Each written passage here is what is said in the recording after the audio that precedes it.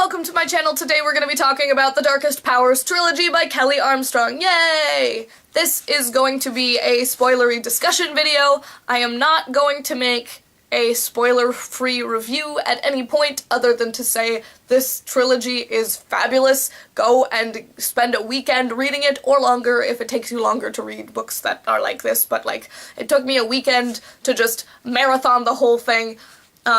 That's as spoiler-free as it gets, so if you don't want to be spoiled for the series, please leave. I love you. Come back after you've read it and we can talk. So, this trilogy is absolutely fabulous. Absolutely fabulously fascinating. I love it. I love the way that the main character, specifically I love the main character. The main character relating to the world around her is just so wonderfully fabulous. I feel like, so this is, you know, this is like YA urban fantasy type stuff, where our main character discovers she can see ghosts and ends up getting sent to in book one, our main character discovers she can see ghosts and gets sent to a group home called the Lyle House, and the Lyle House has secrets. You know, and over the course of the book you find out that actually it's a cover-up and the Lyle House is just where supernatural kids who don't know that they're supernatural get sent to kind of discover, but they're lying to them the whole time, and so there's obviously more to the story. And so then you have to pick up book two to figure out what is going on, and you end up finding out that all these kids at the Lyle House were part of an experiment, so they're not even normal supernatural kids, they're special weird supernatural kids. And now the company, or the group that was doing experiments on supernatural kids, is trying to cover it up. So you have to read this to figure out, you know, where we're going next, the reckoning, to find out what eventually happens to all of them, and the conspiracy just gets deeper. Oh, it's being mad at me. Give me a second, I need to plug my camera in. So, the trilogy. It's so good. I love it. One of the things I like about it is that the three books feel like one story. And I think the main reason that I like that is because I was able to read the whole thing in one sitting. Marathoning it, I was able to just keep going. I was able to read it like it was just one giant, like, 900-page book, which, you know, if I had read it as the books were coming out, I don't know if I would have been as satisfied with the story, because I would have had to take huge breaks as we waited for book two and book three.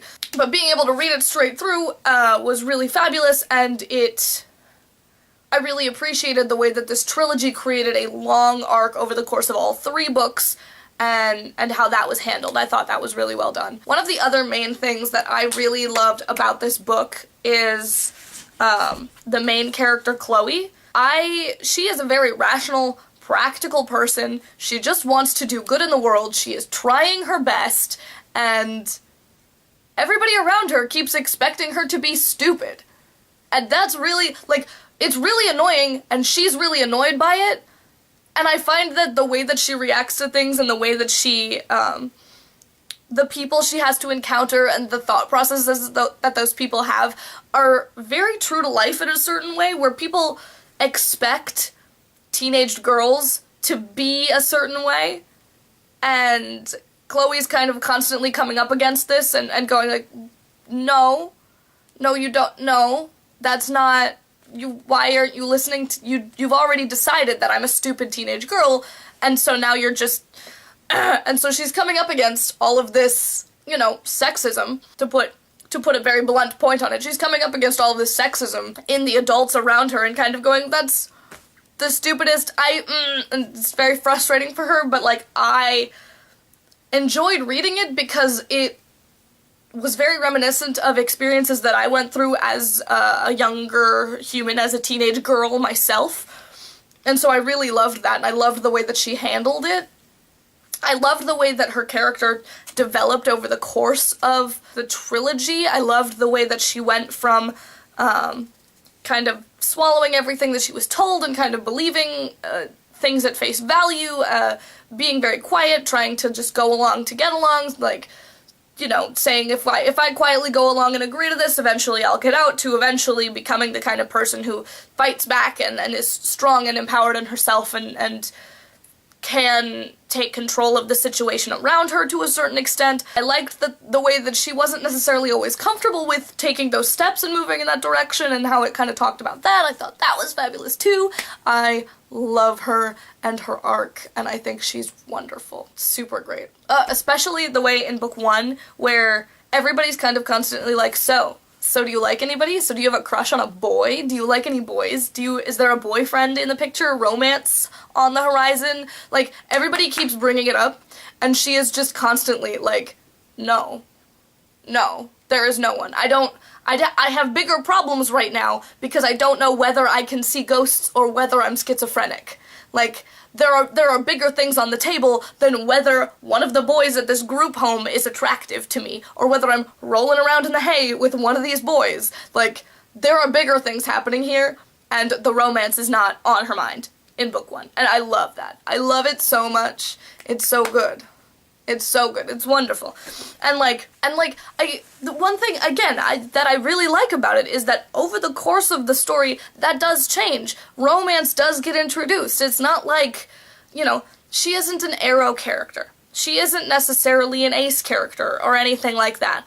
But she isn't interested at the beginning in those kinds of things. And that's really refreshing to see in a character, because it's not something that happens a lot. Okay, most of the trilogies you see, most of the YA stuff you see, there's always a romantic interest somewhere. And you're kind of like, okay.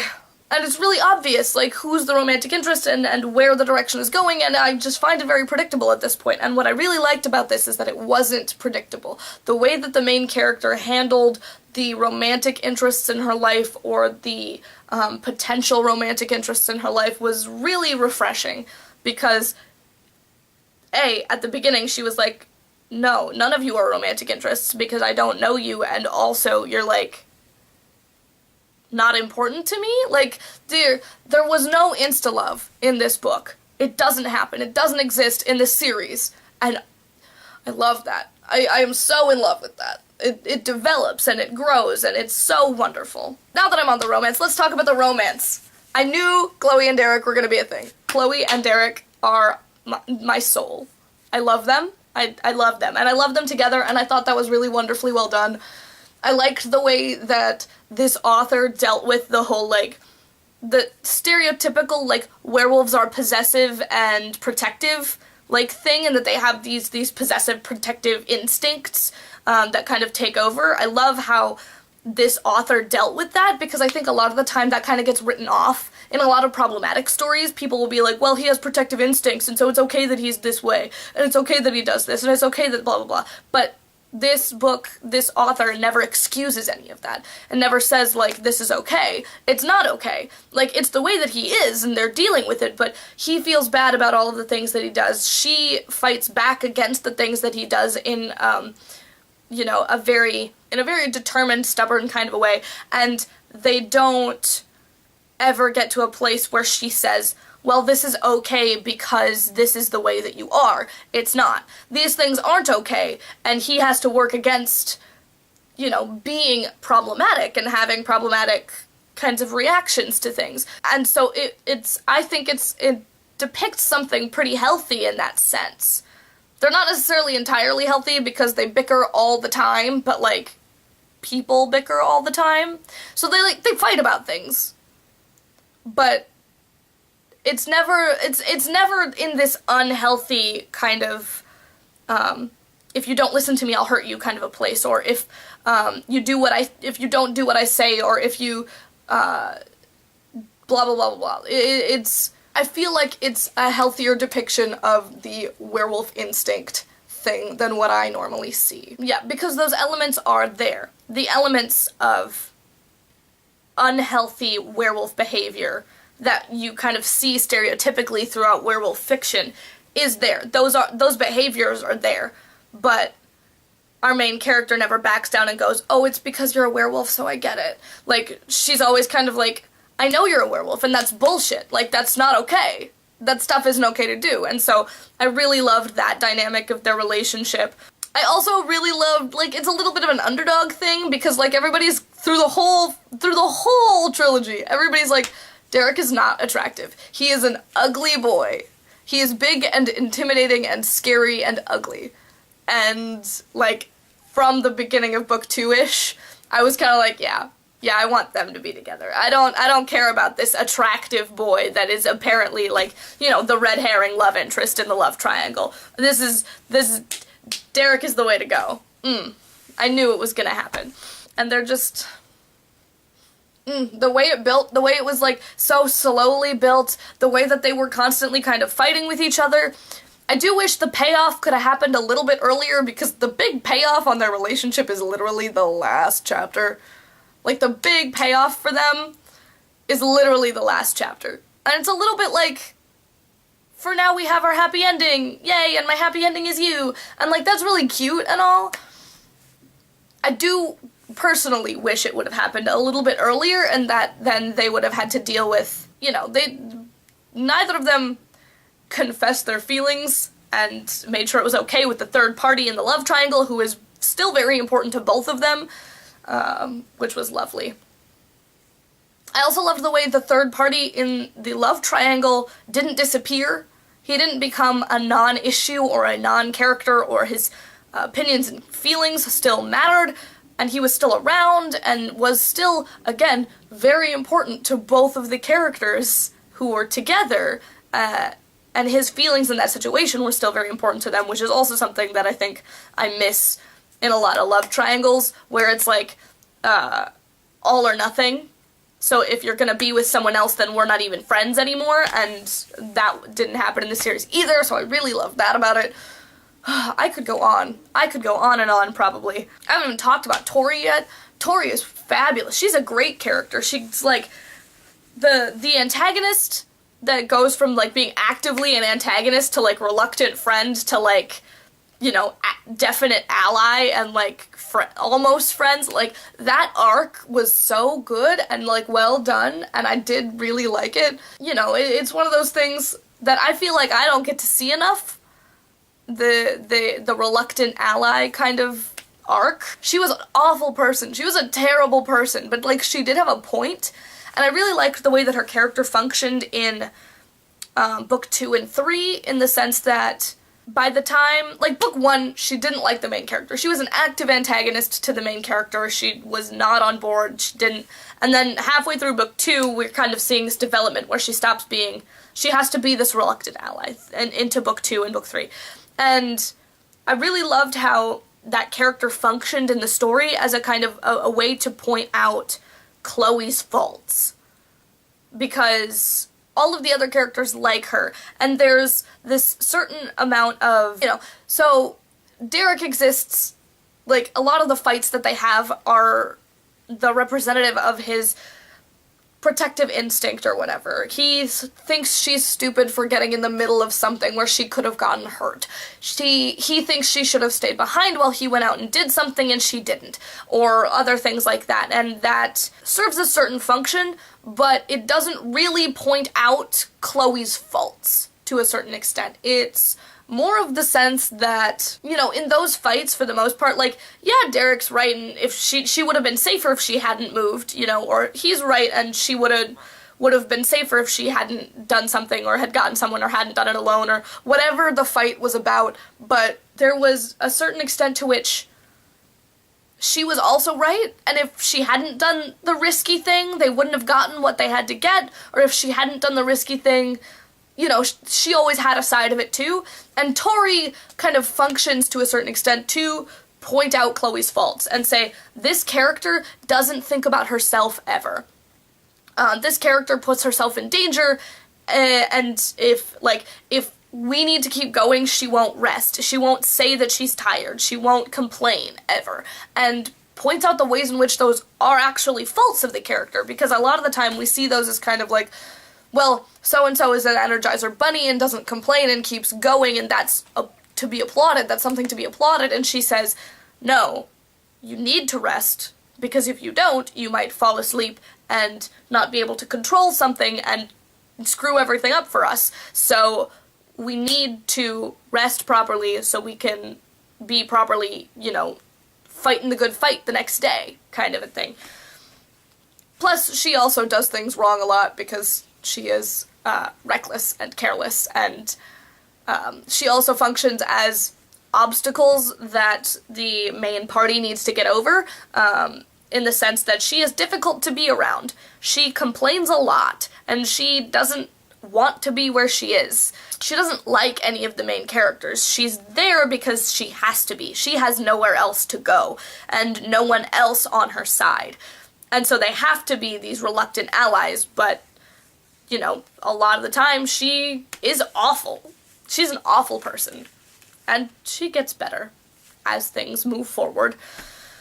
As she realizes kind of all the awful things that informed who she was to a certain extent, kind of gets over a little bit of that and moves towards being a better person, and you kind of see, like, the direction things are going, how the upswing is going to take her into actual friendship with the characters someday, and all of that kind of stuff. And so that's really fun as well. God, I realized through all of this I still haven't even talked about the plot at all.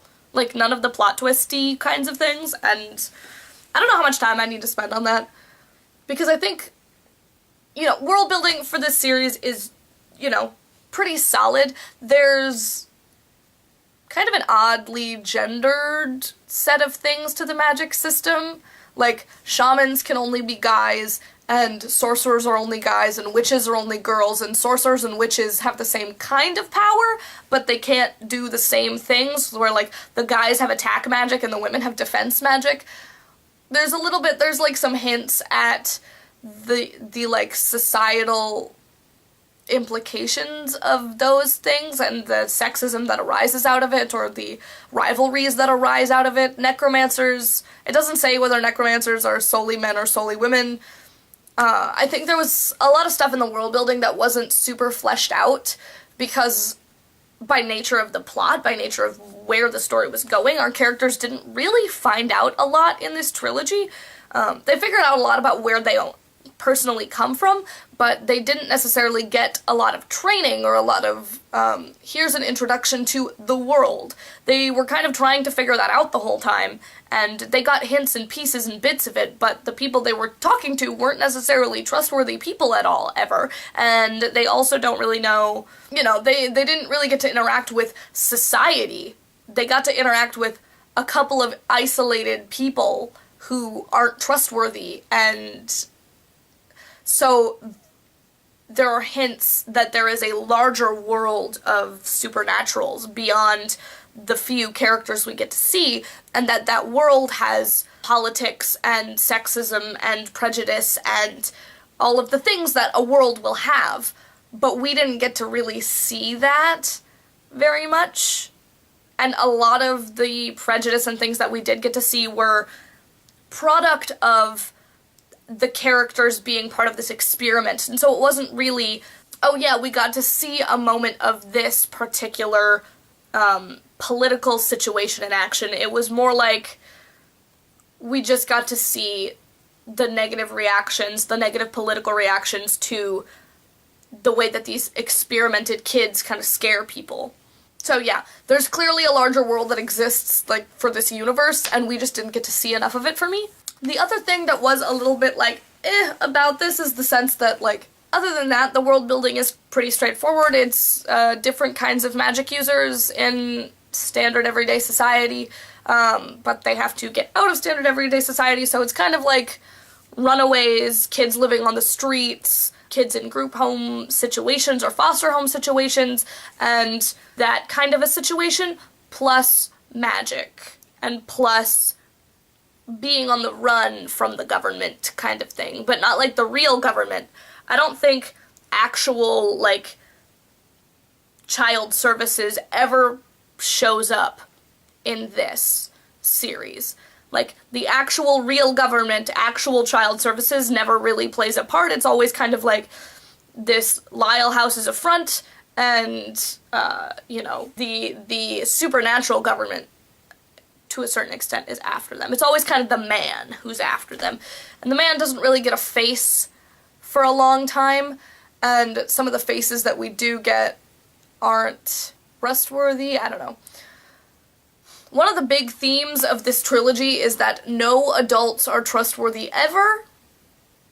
that everyone's probably lying to you in some way or another. And that they won't admit that they're lying. Which, to a certain extent, is kind of true about adults, but not about all adults. Yeah, the adult characters didn't really make a huge impact on me. They were very much, you know, they all had motivations and they were well fleshed out and that kind of thing, but the adults were all kind of villains or obstacles and weren't really emotion-carrying characters. Unless they became ghosts and our main character had to interact with them, in which case they became... Yeah, in terms of like the external plot over the course of the 3 books, I do think it grew in interesting ways, but I'm not sure if it was entirely... Yeah, I think my main thoughts about that are that I don't know how I feel about it yet. I'm not sure. I think what it is that the very, very end felt a little rushed. I felt like the end of book 3 could have been longer, could have been spaced out a little bit more, because the final set of plot twists and secret reveals and deciding who's trustworthy and who isn't and what have you, is kind of the second to last climax of figuring out who's trustworthy and who isn't and figuring out they need to leave Andrew's house and all of that stuff. That was a little crunched, and I didn't really understand why it had to be that crunched. I thought that could take just a little bit more time to kind of reveal who's on their side and who isn't. Yeah, on the whole, solid series. Really enjoyed it. Would read again. I'm borrowing this trilogy from a friend of mine, but I am probably going to buy my own copies someday because I did like it that much. I did like it a lot. That's all my thought on the Darkest Powers trilogy. See you next time. Have a good week. Bye!